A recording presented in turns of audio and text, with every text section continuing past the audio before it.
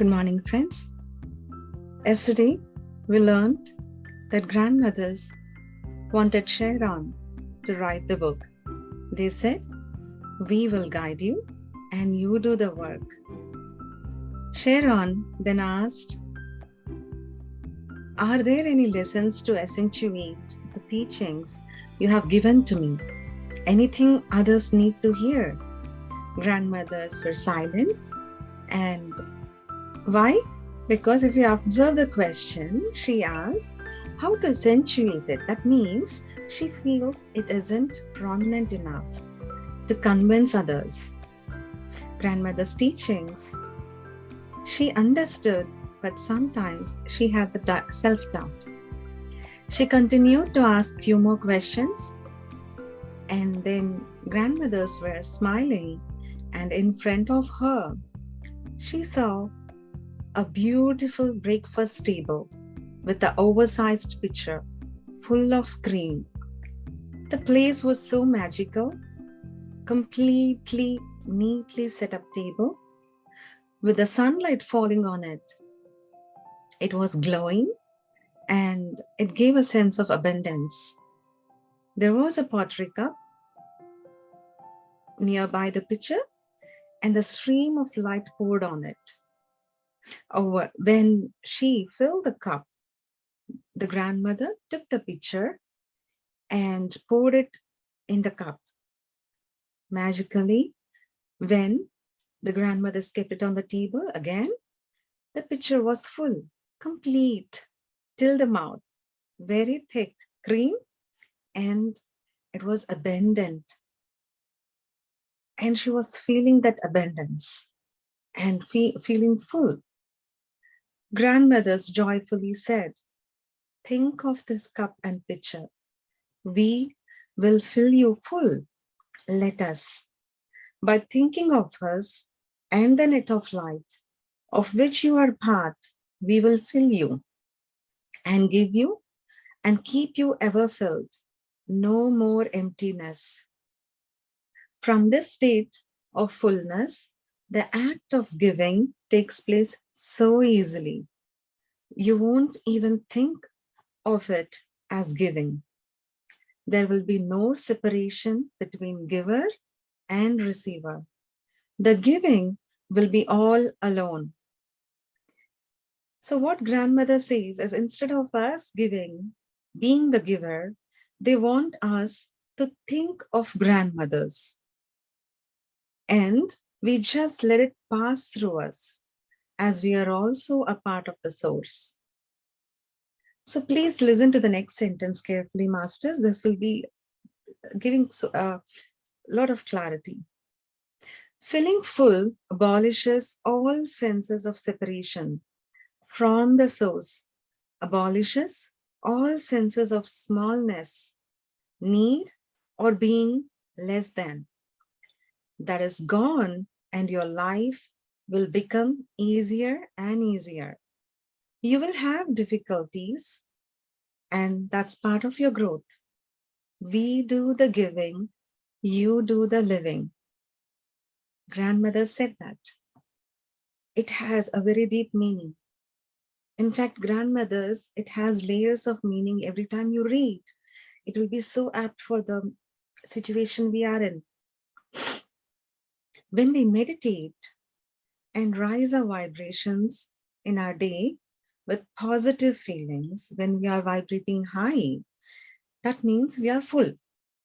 And when we are full, when we have that abundance, cosmic energy, and our positive thoughts, abundance in self-confidence, abundance in relation, and when we have that fullness, our choices will be right. And we'll no more feel that sense of smallness, separatedness. When we are so much happy from inside, and when we are so much full from inside, if we observe any person even trying to belittle you, you won't be angry. You will just see the things as it is. That's what mothers says, grandmothers. We do the giving, you do the living. Fill yourself first. It is very important. When we are not full, the same incidents will let us in negative thoughts. Instead of understanding as it is, we land up criticizing, angry, or will land up into the ripple effect of negativity. So when we are giving that love and positivity, we no more feel we are depleted. And even after giving, we feel the same fullness. The picture represents it. When we feel we are giving, we feel exhausted.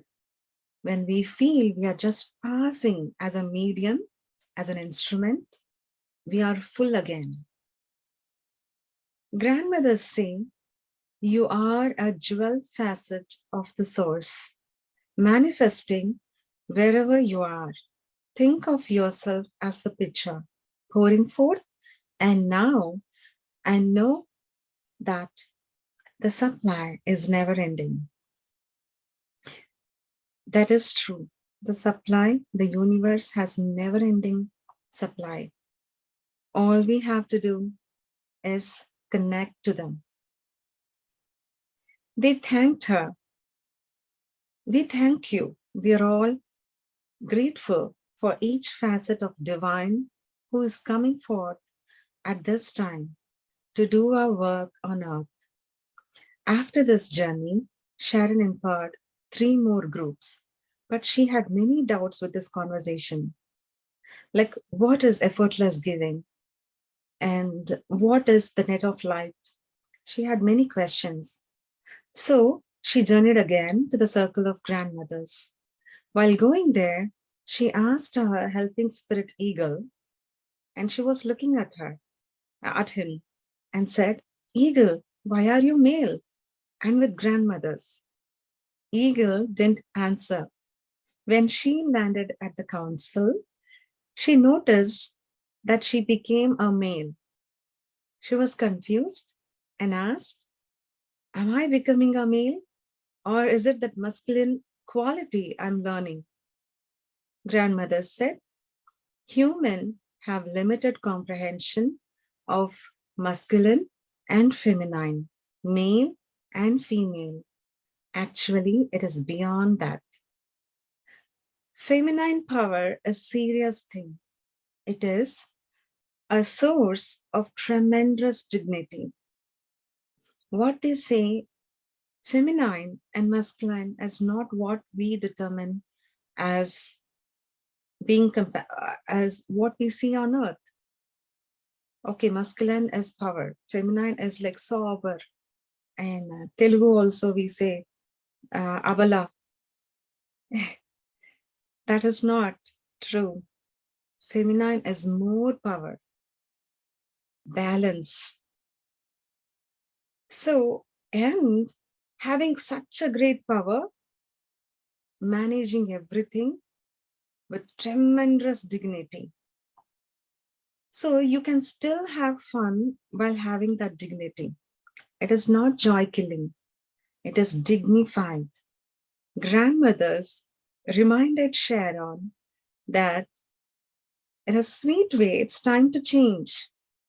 She was managing her work, grandmother's work, empowering groups of people, women, and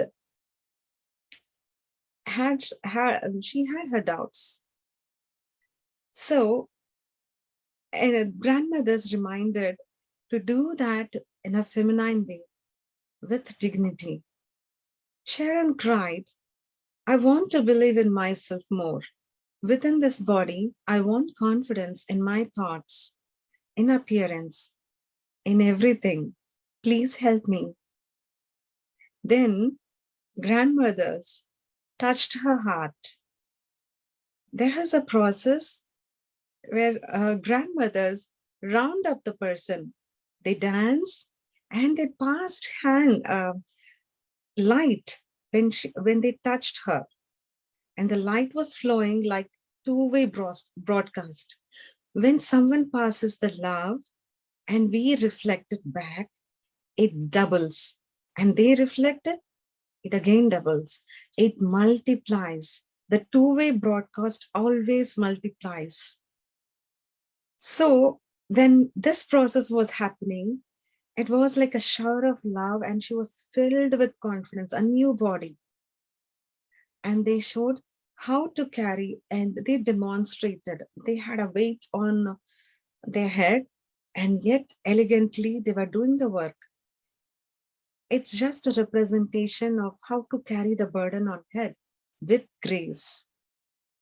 And they suggested Sharon to keep her spine straight. Even in the earthly in the world, when you keep the spine straight and minimize your movements, like doing this, doing that, if you move it, just minimize it, you see the difference. Instead of talking, nodding the head, just let the body accept the cosmic energy even when you're talking, as if you are holding a burden on your head, and with dignity you are handling things. And they said, the straight spine makes it easier. Remember this. The dignity of bearing is important. The straight spine makes it easier.